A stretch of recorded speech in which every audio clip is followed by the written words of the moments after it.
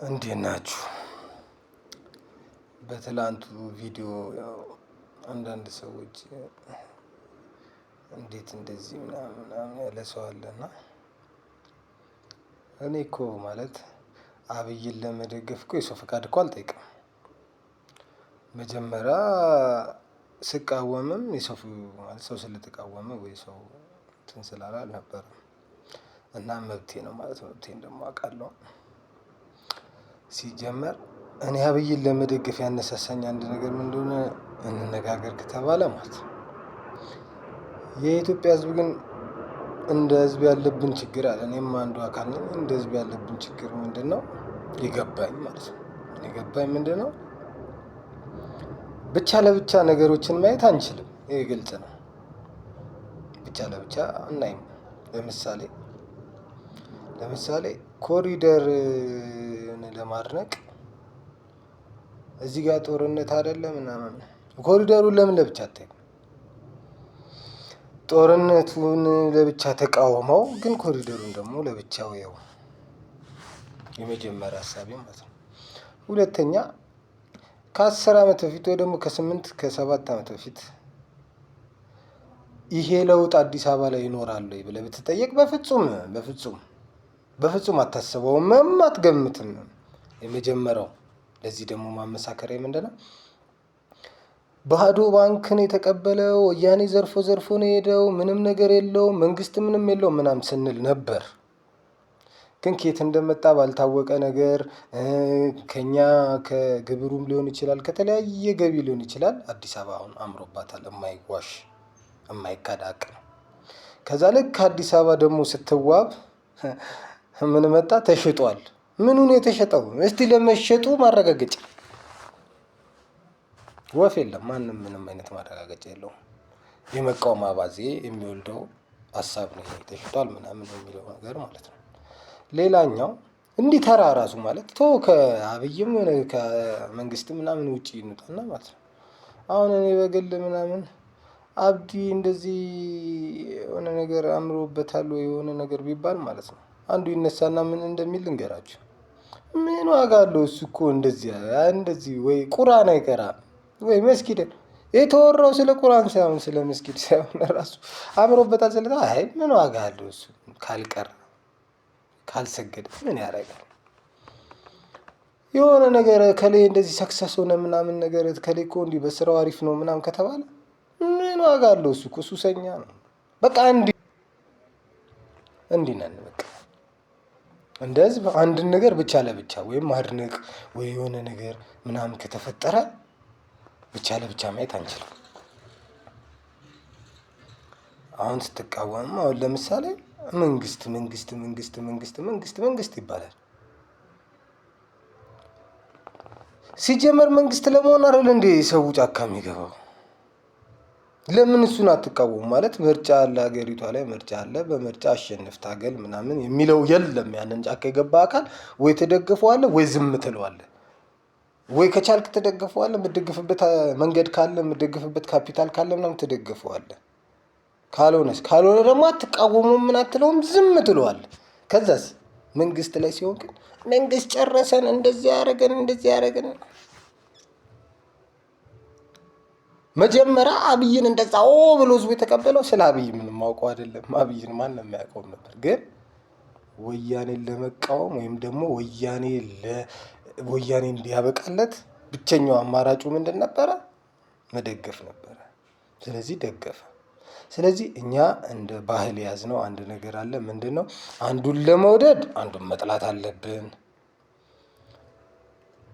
አንዱን ለማጣጣል አንዱን መደገፍ አለብን። ለምሳሌ እንደ አገሩን ወዳድ የሆነ ሰው እኮ መንግስት ጥሩ አይሆን እሺ፣ ጥሩ ስራ ይስራ እሺ፣ አብይ አህመድ መጥፎ ሰው ይሆን እሺ፣ ችግር የለውም። ግንስ ከዛ በኋላ ግን እዛ ጋር ያሉት አካሎች ማለት ህዝብን እያስጨረሱ ያሉት ከመንግስት ጋር ጦርነት ገጥመው ኑሮ እንዲወደድ ያደረጉት። ምክንያቱም መንግስት ከየትም አያመጣም። ከኛ በሚቀነሰው ከኛ በሚሰበሰበው ነገር ነው አይደል መሳሪያ ምን እየገዛ የሚዋጋው።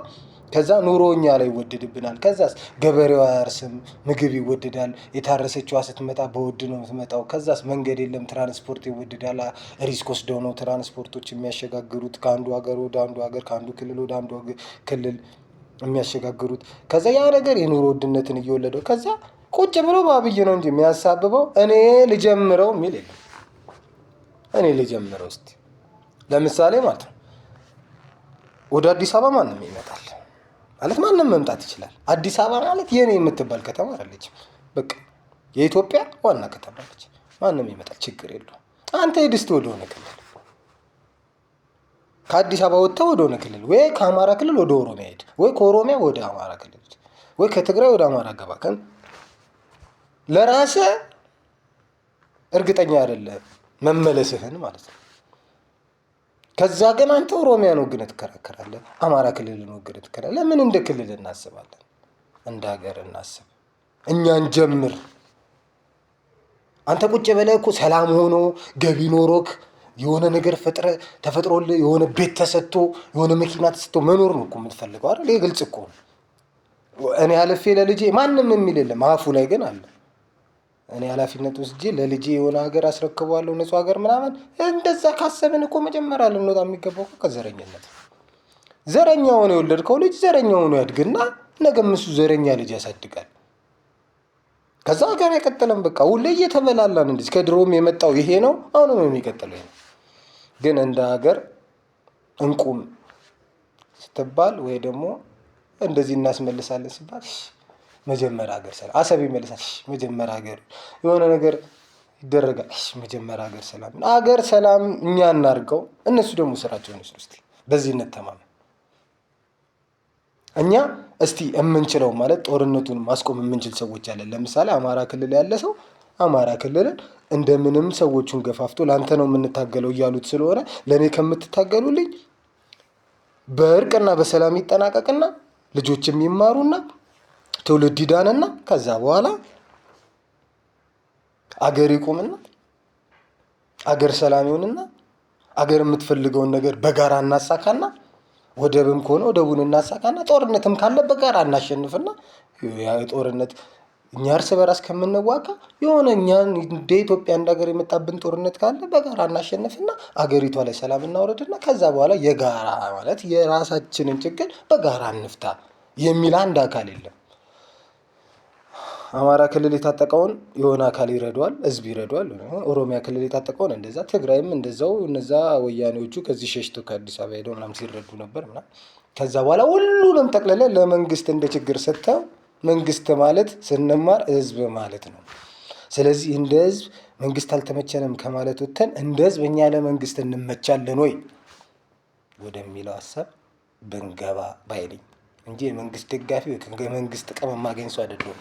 አስረግጬ የምነግራችሁ ግን ይሄ ስሜቴ ነው።